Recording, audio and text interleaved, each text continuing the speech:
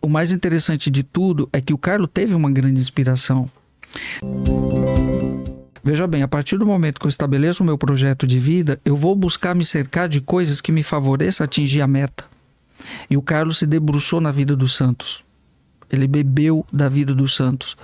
E teve um que o encantou, que o inspirou. Francisco de Assis.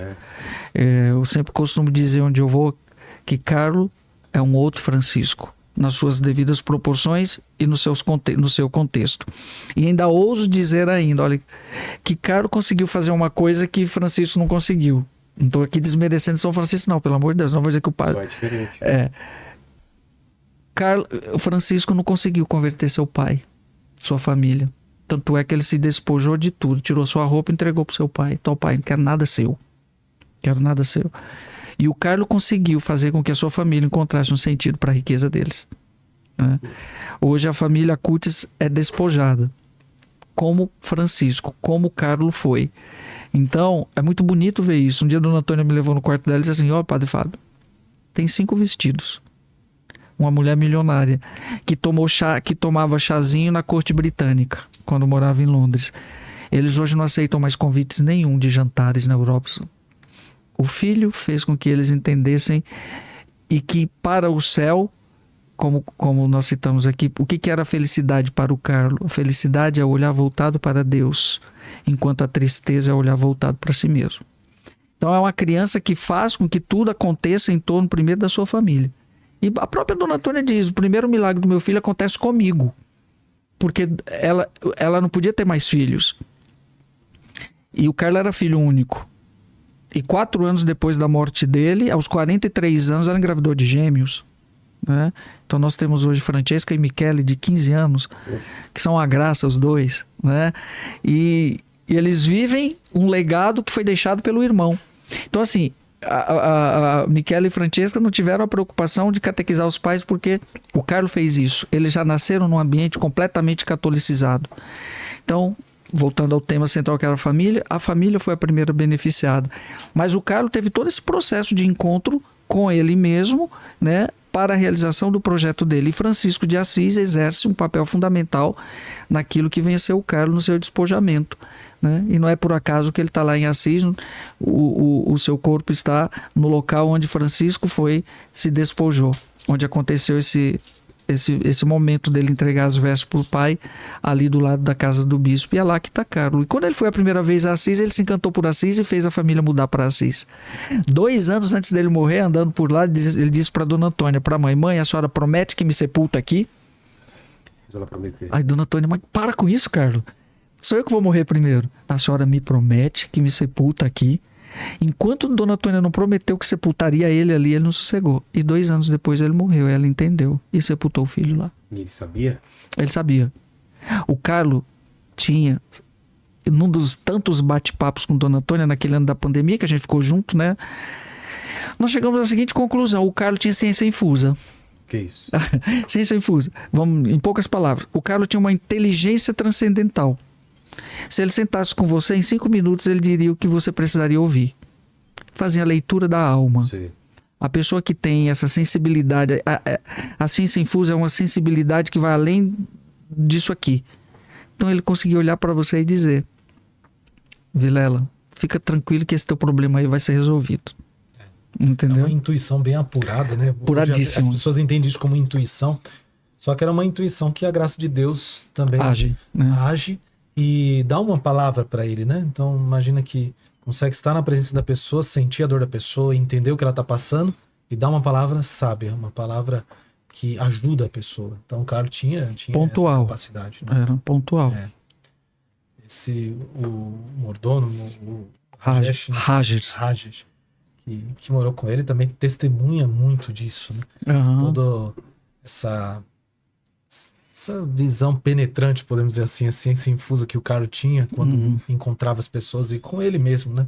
Eu acho muito interessante quando o mordomo veio em casa para fazer a entrevista, para trabalhar com a família. Então você imagina, um indiano chegou, tinha vivido um tempo na Sicília, conseguiu os documentos, mudou para Milão para tentar uma coisa melhor e foi fazer entrevista. Uma agência mandou ele fazer entrevista na família Acutis. Aí ele chega lá, tá fazendo a entrevista, o Carlos vê, dá um abraço nele e pede pra mãe pra ele poder jantar junto. Tá bom? Daí chamou o rapaz pra jantar junto, a primeira vez que tinha vindo em casa, e ele olha, pediu pra mãe, falou, ele pode começar a trabalhar amanhã? E, se eu não me engano, tinha uns 4, 5 anos, né? Era. Aí, e fala pra ele assim, e ele mesmo ficou impressionado, falou assim, você é meu açúcar. Né? Falou pra ele, você é meu açúcar. Então, quer dizer, ele vai entender anos depois esse complemento que ele foi para Carlos na amizade, né?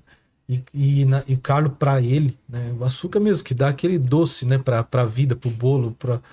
E eles foram muito complementar na amizade, acho muito mais de idade que ele, e ele foi, os dois tiveram uma amizade muito profunda, e Carlos sempre dava uma palavra para ele que o questionava. E o Raj era muito vaidoso, porque sabe, veio da Índia com todos os seus problemas sociais, etc. E para mostrar uma imagem lá fora de que ele estava bem, não sei o quê, e ele parecia com um ator indiano, ele se paramentava todo, se vestia, se maquiava, e o Carlos ficava de fotógrafo dele. O Carlos ficava fotografando ele para ele mandar as fotos, para que ele estava bem, né? Ou seja, num determinado momento o Carlos fortalecia tudo para deixar ele aflorar tudo aquilo, e depois o Carlos foi trabalhando a vaidade dele, né? Fazendo com que ele se desapegasse de tudo aquilo. Mas o Carlos brincava, acho que o Carlos ficava zoando, tirando as fotos dele, né? Tal, e ficava mandando. Então, assim, olha só a carinha, né? E o Rogers, eu diria assim, o Rogers é uma relíquia viva, porque ele viu esse menino crescer até a morte, né? Então, ele também virou o patrimônio da família, mas ele passou por um processo de conversão muito bonito. Então, o Carlos, quando viu, sabia o que queria fazer. Não, eu quero ele aqui porque essa alma precisa ser conquistada. Então, vamos lá, né? Um episódio interessante que ele uma vez recebeu uma oportunidade de um amigo para trabalhar na Inglaterra, ganhando 4 vezes mais do que ele ganhava na família Kutz.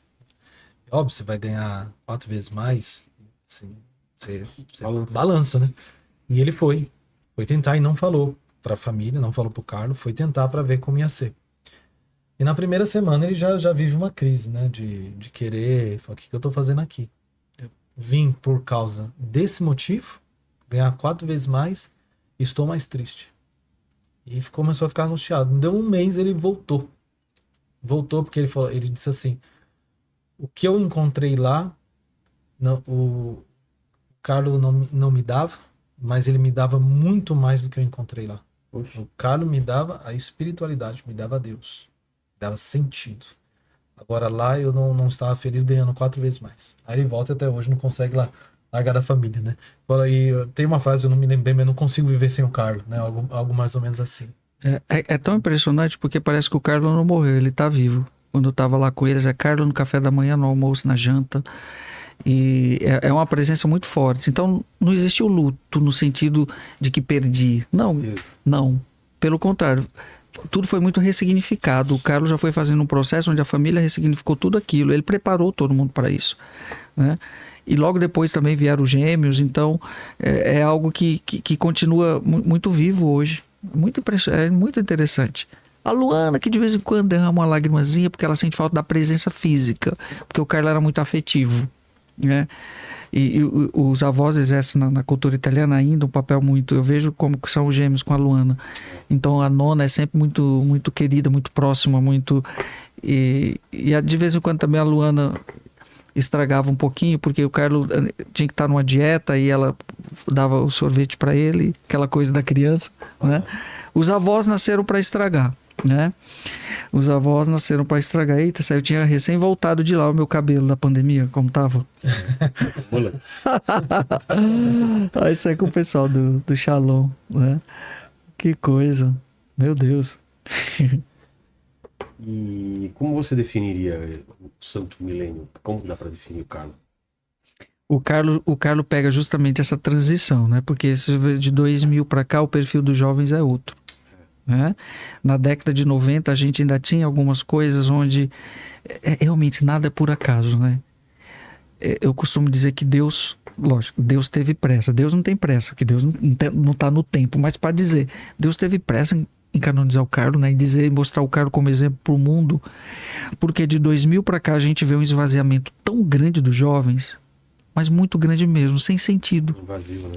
Aí, de repente, um jovem como o Carlo, embora morreu em 2006, mas a década de 90 ali, que onde ele cresceu, se fortaleceu na fé e pôde preparar todo esse legado que ele protagonizou, vem se tornar para a gente uma grande referência, terminando um milênio, né?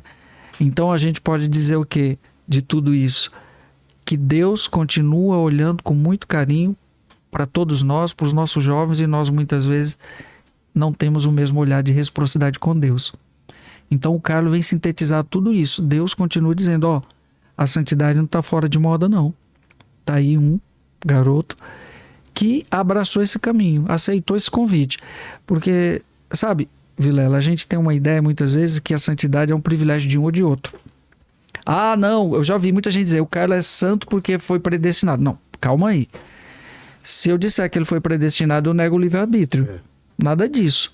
Ele é livre para querer ou não. O céu, o inferno, etc. Fazer o que quiser. Deus não fica interferindo na nossa vida nesse sentido. Senão deixaria de ser Deus. Imagina, toda hora ficar interferindo. O Freitas, não faça isso. Não. Livre-arbítrio. A santidade é um chamado que Deus nos fez no dia do nosso batismo. Indistintamente. Aceita quem quer. Faz quem quer. Né? Não precisa ser canonizado. Né? A santidade... Ela se dá pelo batismo numa caminhada de abertura à graça de Deus, e o Carlos foi mais adiante, ele buscou uma configuração maior com Cristo nisso tudo. Então realmente nós temos aí o Carlos sendo apresentado para todos nós no início desse novo milênio, 25 anos depois, né, no ano jubilar. Olha que coisa interessante, né? A igreja celebra um ano da graça a cada 25 anos. Teve o jubileu do ano 2000, que ainda foi com João Paulo II. Teve um extraordinário pelo Papa Francisco. E a cada 25 anos, né? Antes eram 50, né? Agora, aos 25 anos, faz o ano da graça, onde as portas santas são... É o ano do perdão. É um ano de encontro com Deus, de reconciliação, que se celebra. Lá atrás se celebrava a colheita nisso para festejar, né? Mas hoje é o ano da graça, do perdão e etc. E esse ano teve como título da esperança, né? Peregrinos da Esperança. E de repente nós vamos ter esse jovem canonizado no ano jubilar, né? Deus nos dando como presente a graça de forma transbordante, dizendo para todos, ó, se o Carlos conseguiu, vocês também podem.